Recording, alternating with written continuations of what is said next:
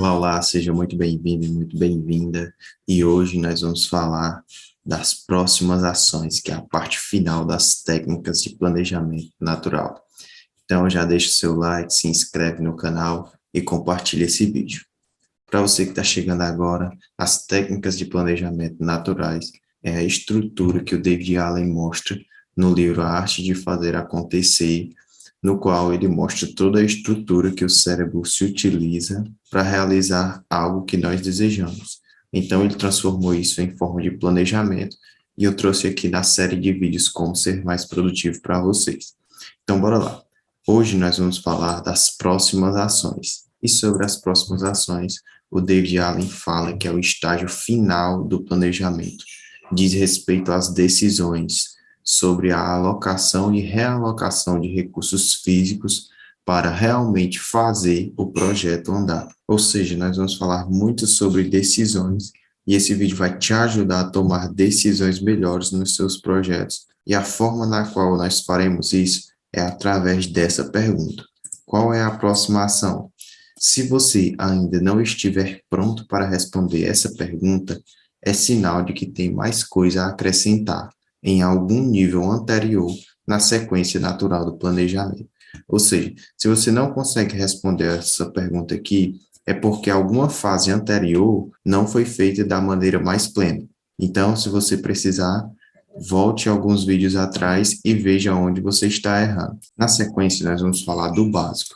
E para o David Allen, o básico se divide em duas formas: em decidir as próximas ações para cada uma das partes do projeto em andamento atualmente e decidir qual será a próxima ação no processo de planejamento, se necessário. Enfim, essa pergunta, qual é a próxima ação, ela serve para que você consiga tomar decisão, ou no projeto em andamento, ou no planejamento. Vamos falar primeiro do projeto em andamento, ou seja, das partes em andamento. Um projeto está suficientemente planejado para a implementação quando cada passo para as próximas ações já foi decidido em cada frente, que pode caminhar de forma independente, sem outro componente ter de estar concluído antes. Em determinados casos, haverá apenas um aspecto que pode ser ativado, e tudo mais vai depender do resultado disso.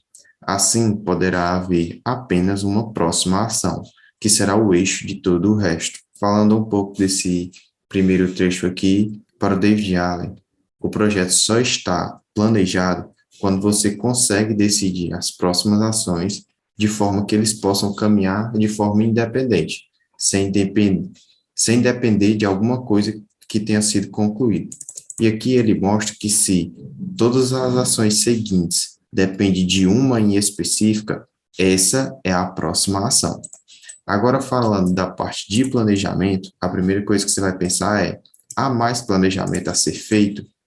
Qual é o próximo passo para continuar o planejamento? Então, responder essa pergunta vai fazer você perceber qual é a parte do planejamento que está faltando. E aqui ele faz um alerta: o hábito de deixar bem clara a próxima ação em cada projeto, não importa qual seja a situação, é fundamental para você estar no controle e relaxado. Por isso essa pergunta é tão importante, a pergunta de qual é a próxima ação, porque ela vai trazer controle e tranquilidade no andamento do projeto. Sabendo disso, eu trouxe outro ponto para a gente analisar. Quando a próxima ação é a atribuição de outra pessoa, se a aproximação não for sua atribuição, ainda assim você precisa deixar claro quem é o responsável. Numa situação de planejamento em grupo, não é necessário que todos saibam qual é o próximo passo em todas as partes do projeto. E aqui eu fiz uma observação, porque o Scrum ele não concorda muito com esse pensamento. E lá ele mostra que as equipes andam mais rápido, ou seja, são mais produtivas, quando cada um sabe o passo e a informação não precisa ser passada de uma equipe para outra. Eu trouxe aqui só para você entender essa diferença e você possa testar as duas, qual funciona melhor para você. E lembrando que eu vou deixar na descrição os vídeos do Scrum para você ver depois desse. Em geral, tudo o que é necessário é alocar a responsabilidade por determinadas partes do projeto às pessoas certas e deixar que elas identifiquem as próximas ações em suas respectivas esferas de atuação. Esse aqui é um ponto em comum que tem o Scrum e a arte de fazer acontecer, porque no Scrum ele fala também isso, que as equipes trabalham melhor quando elas mesmas decidem como trabalhar, ou seja, como chegar naquele objetivo. E então, qual é a funcionalidade disso, de ficar sempre se perguntando qual é a próxima ação? Essa conversa de próximas ações força a clareza organizacional. Surgem questões e detalhes que, em geral, não aparecem, até que alguém faça todo mundo cair na real, no nível físico, sobre a alocação de recursos. É uma discussão simples e prática de ser estimulada e que pode sacudir significativamente as estruturas e identificar elos frágeis. Enfim, a gente faz essa pergunta para que a gente consiga ter clareza organizacional, ou seja, para que a gente não se perca no caminho e continue sempre no que é mais importante. Agora vamos falar qual é o volume adicional de planejamento que a gente realmente precisa fazer. E de acordo com David Allen, essa resposta é bem simples. Você tem que fazer tanto quanto for necessário para tirar o projeto da sua cabeça. Em geral, as coisas ficam em sua cabeça porque tanto o resultado como os passos para a ação não foram definidos adequadamente, e ou lembretes em relação a eles certamente não foram colocados nos lugares onde você iria procurá-los. Além disso, talvez você não tenha desenvolvido suficientemente os detalhes, perspectivas e soluções a ponto de poder confiar na eficácia de sua radiografia da questão. Então, aqui ele fala basicamente que se você guarda alguma coisa em sua cabeça, é porque o passo a passo da ação não foi definido adequadamente ou porque você não tem um sistema eficaz e confiável que sempre que você precise, você possa voltar lá e recolher a informação de que você está precisando. A maioria dos projetos, tendo em mente a minha definição de projeto como um resultado que requer mais de uma ação, não necessita mais do que uma listagem de seu resultado e da próxima ação para que você possa tirá-los da sua mente.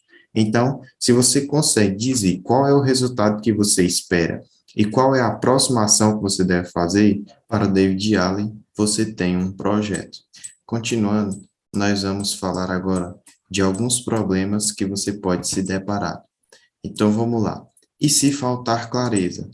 Se faltar clareza no nível do planejamento, provavelmente há necessidade de mais brainstorming para gerar um estoque de ideias suficiente para dar confiabilidade ao plano. Se a sessão de brainstorming for sabotada por pensamentos confusos, o foco deve retornar à visão do resultado, para garantir que o filtro reticular do cérebro se abra e proporcione a melhor reflexão sobre como agir. Se o resultado ou a visão estiver pouco claro, você deve voltar a analisar objetivamente a razão pela qual você se engajou nessa situação, ou seja, na fase de objetivos.